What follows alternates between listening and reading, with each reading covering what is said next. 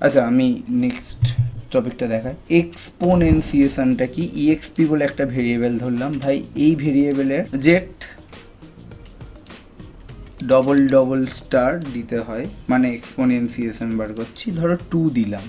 Actually হতেটা কি চলেছে ভাই, আমি যদি প্রিন্ট করছি, ইএক্সপিকে প্রিন্ট করলাম, রান করছি, কি আসছে 4, এটাও কিসে আসছে? ইন্টিজারে। অ্যাকচুয়ালি কি হলো, জেডের মধ্যে কে ছিল? জেডের মধ্যে কিন্তু আমার ছিল 2টা কোথায় আসছে? জেডে 2 ইন্টু 2, মানে অ্যাকচুয়ালি কি এক্সপোনেনসিয়েশন মানে তোমার পাওয়ার ভাই, পাওয়ার মানে মনে আছে মাথায় বসে x⁻³ x⁻² মানে এটা অ্যাকচুয়ালি কি 2-এর স্কোয়ার বার করছে। আচ্ছা বিশ্বাস হচ্ছে না ভাই, বিশ্বাস আমি করিয়ে দিচ্ছি। 2-এর কিউব কত?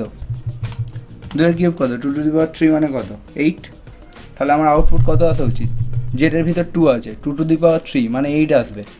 মিলে গেছে ভাই, আমাকে রিওয়ার্ড দাও ভাই, আমি ক্লিয়ার করে দিয়েছি।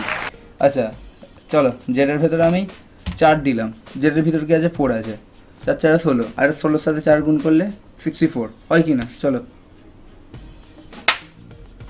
ক্লিয়ার।